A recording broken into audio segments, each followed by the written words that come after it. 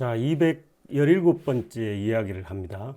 오늘 이야기는 다시 괴테의 사랑 이야기입니다. 이 괴테의 사랑 경험담을 오페라로 이제 한번 몰래 지켜보겠습니다. 베르테르입니다. 프랑스 작곡가 마스네가 오페라를 만든 겁니다. 미국 그 뉴욕 매트의 스타죠. 스타 테너 매트 폴렌자니가 오랜만에 유럽 라드리를 왔습니다. 비엔나 국립오페라 극장에서 2015년 공연한 작품입니다. 첫 번째 이야기입니다. 자, 이 마스네 오페라를 다시 한번 보겠습니다. 마스네 오페라는 1842년에 태어나셔가지고 1912년에 이제 한 70년 정도 사신 프랑스 작곡가인데 실제 약 한 25편의 오페라를 작곡을 했습니다. 근데 이제 그 중에서 우리한테 이제 알려진 거는 뭐 지금 제가 굵게 만든 그런 한 6작품에 불과하죠. 나머지 작품들은 뭐 거의 안 알려져 있습니다. 마농, 베르테르, 타이스, 뭐 신데렐라, 돈키호테 정도죠. 그 6작품 중에서 그나마 르시드라는 작품은 이제 오페라로 우리한테 알려진 것보다는 이제 이 피아노 협주곡 아라고네이즈라는 곡으로 오히려 더 유명하죠. 오페라보다. 뭐 그렇게 따지면 이제 한 5작품의 오페라가 이제 우리한테 아직까지 이제 지금 잘 알려진 그런 정도라고 봐지고요. 그 중에 이제 제가 저번에 이제 마농과 타이스는 이미 소개를 드렸죠.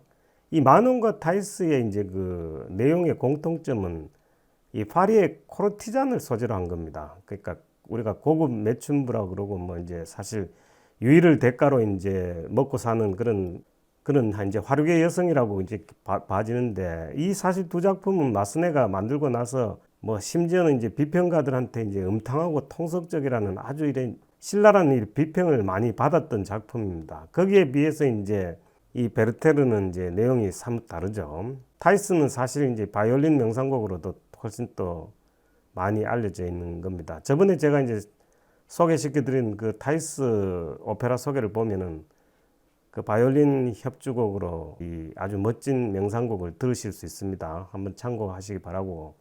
이 베르테르는 이제 실제 그 괴테가 경험을 한 그런 짧은 사랑 이야기가 이제 사실 핵심 소재가 돼 있고, 이 샤롯테는 이제 굉장히 이제 정숙한 여성으로 나오죠. 마농이나 타이스에 비하면 이제 아주 다른 그런 이제 조신한 여성이 등장하는 그런 특징이 있습니다. 실제 괴테가 이제 사랑한 여인입니다. 그 설명은 다시 드리기로 하고. 자, 이 소설 젊은 베르테르의 슬픔이 이제 이 괴테가 만든 소설입니다. 이제 파우스트는 희곡이고 이 젊은 베르테르의 슬픔은 이 서간체 형태의 소설입니다. 이 서간체 형태라는 것은 이제 편지 형식의 그런 소설입니다. 이 괴테가 자기 친구인 이제 비렐름한테 편지로 자기의 사랑 이야기를 이렇게 들려주는 형태로 된 그런 소설이죠. 초반부는 거의 뭐 편지로 이렇게 진행이 되다가 후반부는 이제 이 편집자가 이제 3인칭으로 이렇게 기술하는 형태로 지금 돼 있는 그런 소설입니다. 1774년에 이제 출간했죠.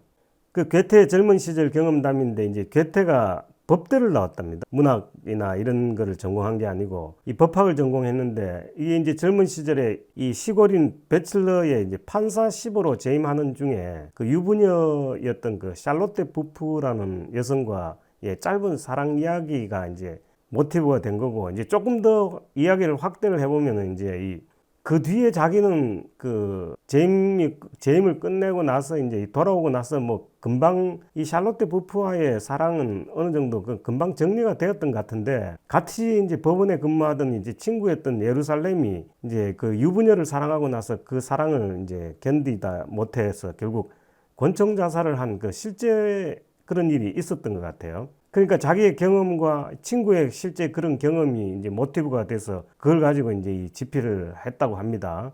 이 나무위키에 보면은 이 사용한 권총이 뭐 실제 괴테가 사랑했던 그 샬롯테 부프의 남편에게 빌린 거라는 뭐 그런 얘기도 있는데, 사실 이거는 뭐 제가 지금 확인은 안 됐는데 좀 신빙성이 좀 떨어지는 것 같아요.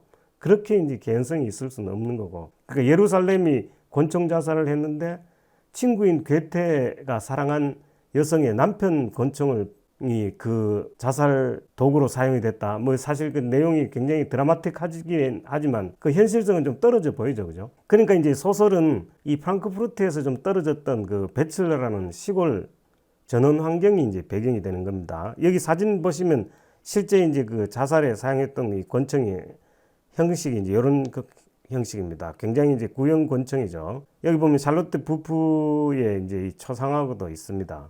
아주 아름다운 여성이죠. 괴테가 사랑을 했던. 그리고 이제 이 베르테르 효과라고 이제 실제 이제 베르테르 신드롬이라고도 알려져 있는 이게 그 당시에 이 소설이 나오고 나서 젊은이들 사이에서는 저렇게 노란 조끼에다가 푸른색 이 프로코트라고 그러는답니다. 저게 약간 롱코트 같은 이게 이제 젊은이들 사이에 엄청나게 유행을 했고 실제로 이 모방 자살이 엄청나게 진행이 됐대죠. 수천 건이라는 얘기도 있고 뭐 수백 건이라는 얘기도 있는데 아무튼 뭐 엄청난 그 이 소설의 힘입니다. 이 문화적인 어떤 충격이 가져다주는 이제 하나의 굉장히 단편적인 이제 신드롬이라고 그렇게 보여집니다. 자, 이 오페라 베르테르를 한번 보겠습니다. 오페라 베르테르는 1892년에 초연을 했는데 이 마스네가 프랑스 사람이고 또 대본도 프랑스로 만들었는데 초연을 프랑스에서 하지 못합니다. 이 파리 코미크 극장에 그 당시에 화재가 났기 때문에 할 수 없이 이제 빈 궁전극장에서 독일어로 이렇게 초연을 하게 되죠. 그러다가 이제 그 다음에 파리 코미크 극장을 재건하지는 못하고 이제 다른 극장을 빌려서 이제 파리 코미크 극장을 임시로 사용되는 그곳에서 이제 프랑스 초연을 하게 된 뭐 아주 특이한 이력을 갖고 있습니다. 이 오페라가. 이 에두아르 블로하고 폴 밀리의 뭐 조르즈 아르트망이라는 세 분이 이제 이 프랑스 대본을 만들었는데 여기에 이제 아르트망이라는 분은 출판업자인데 이분하고 같이 이제 그 마스네가 아마 바이로이트 그 페스티벌에 그 이제 그 이 바그너 페스티벌에 이렇게 참관을 하고 이제 돌아가던 중에 아마 베칠러에 들리는 일이 있었던 것 같아요. 독일이니까. 거기서 이 출판업자인 아르트망이 이제 마스네한테 책을 한 권 선물을 했는데 그 책이 이제 젊은 베르테르의 슬픔이었습니다. 그때 이제 이 마스네가 영감을 얻어가지고 이걸 오페라화하기로 그렇게 결심을 했다는 뭐 그런 일화가 있습니다. 자, 사막의 드라마 릴리크 양식인데 이 드라마 릴리크는 이제 프랑스에서 뭐 이탈리아 오페라를 그렇게 부릅니다. 그냥 단순하게 그냥 이게 오페라라고 생각하시면 됩니다. 뭐 굳이 이제 분류를 하면 드라마 릴리크는 이제 세레아에 가깝다고 그렇게 보시면 돼요. 쉽게 그냥 생각하시면 됩니다. 이 드라마 릴리크는 프랑스 오페라에서만 쓰는 이제 용어입니다. 이 19세기 말 프랑스 오페라의 특징이 이제 이 대문호, 이제 뭐 이 괴테나 이런 셰익스피어 같은 이런 대문호의 대작들을 오페라화하는 게 이제 일종의 유행병처럼 그렇게 번졌던 그 시대가 있었다고 합니다. 그 베르테르는 주인공 베르테르 테너의 그 비중이 굉장히 압도적인 오페라죠. 사실 이제 2인극이라고 그 해도 됩니다. 뭐 다른 사람 역할이 굉장히 미미하고 베르테르와 샤를로트의 이제 두 사람이 거의 그 극을 이끈다고 보셔도 될 정도로 비중이 크죠. 이 젊은 베르테르의 슬픔이 이제 1772년에 소설로 발표가 된 뒤에 오페라화 된 게 20년 뒤에 한 편이 있었고 1814년에 한 편이 있었는데 사실 뭐 이제 이 마스네의 베르테르가 나오고 나서 앞에 두 작품 뭐 이렇게 잊혀지는 오페라가 되어버렸죠. 그 정도로 이 젊은 베르테르의 슬픔은 마스네의 이 베르테르 한 작품으로 거의 뭐 통일이 된 뭐 그런 상태라고 보시면 되고요. 그리고 이제 이 베르테르를 이 마스네가 이게 테너 베르테르가 아니고 이제 바리톤 베르테르로 이렇게 개작을 했었죠. 근데 이때도 이제 이게 저번에 제가 한번 말씀드렸었죠. 우리 그 팔리아치의 팔리아초라는 제목을 갖고 있었다가 이제 팔리아치라는 제목을 쓸 수밖에 없었던 레온 까왈로가 그 당시 그런 이유가 그때 이제 그때 엄청나게 이제 유명했던 바리톤을 출연시키고 그 바리톤이 이제 자기가 타이틀롤이 아니면 그 역을 안 맡겠다고 해서 할 수 없이 이제 그 제목을 수정했다는 말씀을 제가 드린 적 있죠. 이때도 그때 그 바리톤이 빅토르 모렐입니다. 교묘하게도 지금 이 마스네도 빅토르 모렐을 타이틀롤로 쓰는 이제 오페라를 개작한 그런 기록이 있어요. 실제 이제 이 바리톤 베르테르는 그렇게 오랫동안 이제 이어나가지는 못했습니다. 근데 굉장히 어려운 작업을 실제로 했던 것 같아요. 마스네가 빅토르 모렐을 이제 그 주인공으로 삼아서 이제 한번 공연을 하기 위해서. 근데 뭐 그거는 그 계획 자체는 수포로 돌아가고 그 바리톤 베르테르는 뭐 잊혀진 그런 오페라가 돼버린 것 같아요. 그런 일도 있었고요. 제가 아까 이제 그 프랑스 오페라 명칭에 대해서 잠깐 말씀드렸는데 이 프랑스 오페라는 이제 오페라 그랑데라고 얘기하기도 하고 그랑 오페라라고 얘기하는 이런 형식이 있습니다. 이게 그 당시에 7월 혁명이라 그러죠. 프랑스 혁명이 끝난 뒤에 이 시민혁명이니까 이 왕정 복고를 이렇게 추구하는 이 귀족들 이런 권력적인 어떤 정치적인 목적 때문에 발레도 등장하고 굉장히 화려하고 이 스펙타클한 이런 풍성한 볼거리를 원했기 때문에 이 오페라 그랑이 굉장히 이렇게 발달을 하게 됩니다. 귀족들 중심으로. 그러니까 이 프랑스 오페라는 그 오페라 그랑데라는 게 기본적으로 오막으로 형성되고 발레와 합창이 등장을 하고 뭐 그런 여러 가지 그 조건이 있다는 걸 제가 저번에 한번 말씀을 드렸었죠. 그러니까 이렇게 스펙타클하고 엄청난 이제 스토리 전개하고 화려하게 만들려고 하다 보니까 이 그 당시에 벌어졌던 굉장히 굵직굵직한 그런 대사건들이 오페라의 이제 이 소재로 굉장히 많이 사용이 됐죠. 이 그랑데 오페라의 그랑 오페라의 가장 유명한 작곡가는 그 당시에 이제 마이어베어라는 그런 작곡가가 있었는데 이분이 만든 이제 위그노 교도 이게 이제 바르톨로뮤의 축일 때 그 이제 그 구교도죠. 가톨릭 교도가 이제 신교도에 해당되는 위그노 교도들을 대량으로 학살하는 그 사건을 이제 오페라로 다룬 그런 겁니다. 엄청나게 이제 큰 사건이죠. 마이어베어가 꼭 다른 작품 하나가 이제 유명한 작품이 있었는데 아프리카 여인이라는 작품이 있습니다. 이거는 바스코 다가마가 이제 이 희망봉으로 이렇게 해서 이제 인도 항로를 이렇게 개척하신 분이죠. 그분의 이제 이야기를 이렇게 다룬 그런 오페라 두 작품이 당시에 이제 오페라 그랑데로 굉장히 이제 유명했던 작품입니다. 그랑 오페라라고 그러죠. 그리고 이제 베를리오즈가 만든 이제 트로이 전쟁을 소재로 한. 그다음에 이제 로시니가 이제 이탈리아 작곡가인 로시니가 이제 프랑스 생활을 하면서 만들었던 마지막 오페라 윌리엄 텔도 이제 오페라 그랑데에 해당이 됩니다.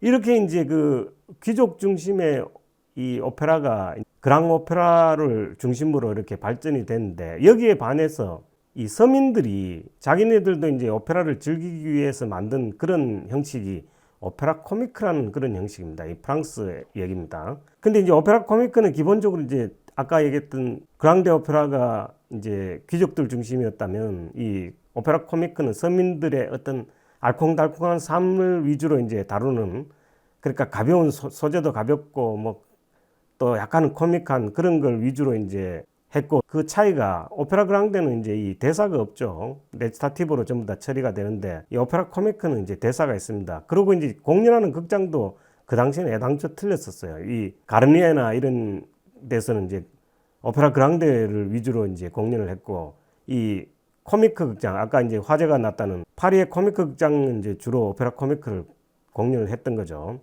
이렇게 코믹한 소재를 중심으로 이렇게 하다가 사실 뭐 오페라가 이 코믹한 소재만 있는 건 아니지 않습니까? 그러니까 이제 이 코믹한 소재를 중심으로 한 거는 이제 오페라 부프라는 형식으로 이제 변질을 하죠. 그러니까 이제 오페라 코미크에서 이제 이 코믹하고 해악스러운 거는 이제 오페라 부프로 발전을 하게 되는 거고 이제 그 이탈리아 오페라의 세리아 형식으로 비극적이거나 이제 서정적이거나 이 파우스트나 카르멘 같은 또 오늘 제가 소개시켜드린 이제 베르테르 같은 작품들은 따로 이제 부른 명칭이 이제 오페라 리리크입니다. 아까 제가 설명드렸다시피 오페라 리리크는 이제 이탈리아의 오페라 세리아의 뭐 거의 똑같은 그런 상태라고 보시면 돼요. 이건 이제 프랑스에서는 이렇게 불렀다는 얘기입니다. 그러니까 이게 이탈리아에서는 이제 오페라 부파, 오페라 세리아로 이렇게 구별이 되는 거죠. 이 프랑스 오페라에 대한 얘기를 이제 드린 겁니다. 이 작품의 배경이 되는 이제 베첼라라는 이제 전원 도시에 대해서 제가 잠시 이제 참고로 설명을 드린다면은 이게 이제 독일 지도인데 이 프랑크푸르트에서 이제 북쪽으로 한 50m 정도 떨어진 이제 이 시골입니다. 베첼러가. 그러니까 이제 그 법원에서 근무를 했다는 거죠. 괴테가. 여기 보면 이제 도르트문트나 디셀돌프, 슈투트가르트, 니른베르크가 이제 이렇게 돼 있는 상태에서 뭐 아주 조그만한 도시라고 보시면 됩니다. 이 목가적이고 전원적인. 이게 이제 당시 괴테가 근무했던 1800년 경에 이제 베첼러에 대한 이 풍경화 같아요. 그림이 있으니까 참고하시면 되고 아주 조그마한 도시죠. 그리고 여기 이제 그 도심지에 보면은 이 샤롯데 부프의 집이 아마 요 근방에 있었고 괴테가 그 밑에 있었고요. 그 실제로 자살을 했다는 친구 예루살렘은 이쪽에 이렇게 있었던 그 당시 예, 이제 그 뭐 약도 같은 그런 지도가 하나 있더라고요. 인터넷을 찾다 보니까. 그냥 참고로 제가 말씀드린 겁니다. 자, 이 캐스팅을 보면은 뭐 아까도 말씀드린 두 사람 지금 이제 그 뉴욕 매트가 나온 이제 매우 감성적이고 사실 이분 목소리를 들으면은 정말 목소리가 촉촉하게 젖은 그런 테너입니다. 그러니까 제가 이분이 이제 그 옛날 그 진주자교잡이 나디르 역할로 나왔을 때 그 음색을 보면서 아, 이분은 베르테르를 부르면은 굉장히 감성적이겠다는 이런 생각을 한번 한 적이 있었는데 이렇게 베르테르 역할을 이렇게 하는데 굉장히 그 목소리하고 이 극의 분위기가 굉장히 잘 어울린다는 걸 제가 느꼈죠. 또 한 사람이 이제 걸출한 메조 소프라노 엘리나 가랑차가 이제 이 샤를로트 역을 맡았습니다. 아주 멋진 두 남녀가 이제 이 극을 이끌고 있는 거죠. 뭐 나머지 역은 뭐 그렇게 비중이 크지 않기 때문에 제가 두 사람만 이렇게 소개를 합니다. 여기 보면 이제 제가 그동안 소개시켜드렸던 작품 중에서 이 두 사람이 이제 출연한 작품이 뭐 진주조개잡이도 있었고 매튜 폴렌자니는 이도메네오 역을 했었고 장미의 기사에서는 특별 출연을 했죠. 이탈리아 테너 가수로 이제 초청받아서 공연을 짧게 하고 이제 화내고 이제 돌아가는 그 역이었습니다. 그다음에 로베르토 데브르의 그 에섹스 백작 마리아 스투아르다의 그 눈치 없는 그 친구 역을 했었죠. 그 엘리나 가랑차는 이제 삼손과 데릴라에서 데릴라 역할을 했었고 카르멘에서 이제 파무 파탈 역할 카르멘 역할을 했었고 장미의 기사에서는 이제 남자 역을 했었죠. 장미의 기사에서 옥타비안 백작 역을 했었고 로베르토 데브레에서 두 사람이 공연을 같이 했습니다. 에시스 백작과 공작 부인 역으로 나오죠. 실제 뭐 불륜을 하지도 않는데 이제 뭐 불륜으로 오해받아 가지고 뭐 고초를 겪고 실제 이제 에시스 백작은 결국 죽게 되죠. 자, 이 두 사람이 이제 멋진 이제 이 연기가 멋진 음악과 연기가 이제 기대됩니다.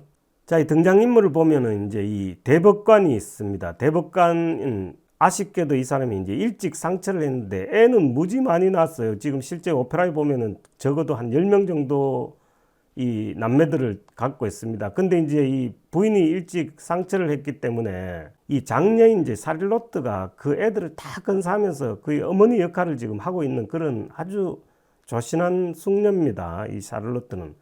근데 이제 샤를로트는 또 어머니를 무지 사랑했는데 어머니가 이 돌아가시면서 유언처럼 남긴 그 배우자가 알베르라는 친구가 있습니다. 이제 약혼자로 나오는데 이제 극중 이막에서는 이제 결혼을 하기 때문에 이제 배우자가 되겠죠. 이 워낙 효녀가 되다 보니까 어머니의 이제 이 유언을 이제 지키게 되는 거죠. 그 결국 알베르를 선택을 하게 되는데 불행하게도 이제 이 샤를로트는 그 과정에서 이제 더 사랑하는 남자가 이제 나타나게 된 거죠. 이 베르테르가 등장을 하면서 이제 상황이 엄청나게 달라집니다.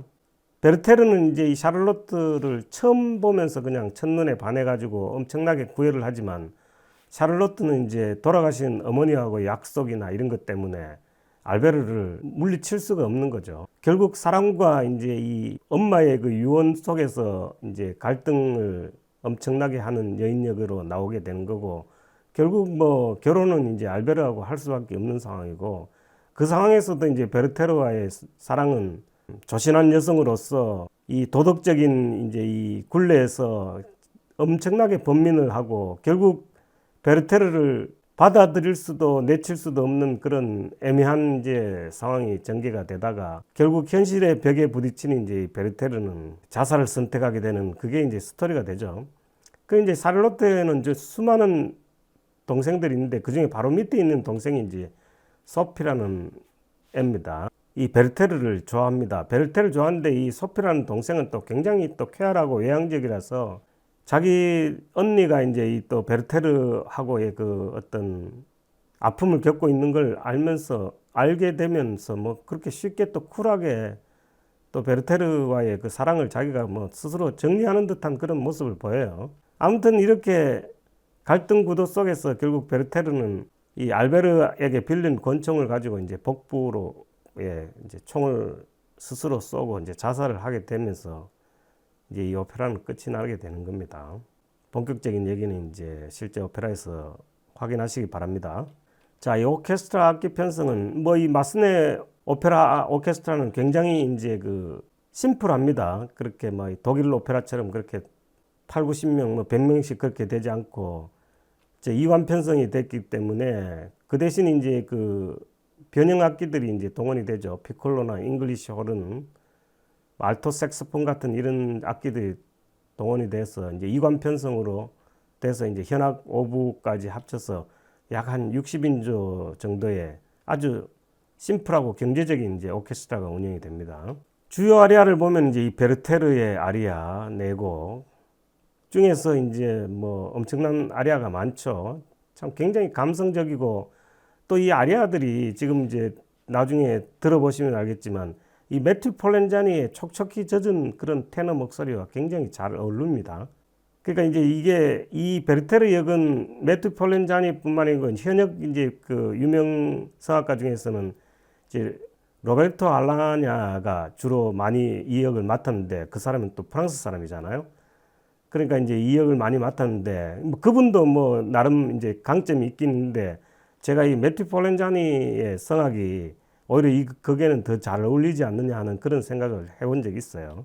자, 이 샤를로트도 이제 이 편지의 노래와 이제 기도 이런 이제 아리아가 있습니다. 그 다음에 알베르, 샤를로트의 약혼자이고 이제 배우자인 알베르가 이제 샤를로트의 사랑을 이제 좋아하는 그런 아리아가 있고, 소피의 아리아, 그 다음에 이렇게 이제 아름다운 베르테르와 샤를로트의 이제 이중창이 4곡이나 이렇게 연이어서 나옵니다.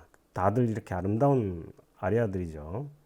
이 중에서 제가 이제 이렇게 한번 골라봤습니다. 한번 주의 깊게 감상하시기 바라고.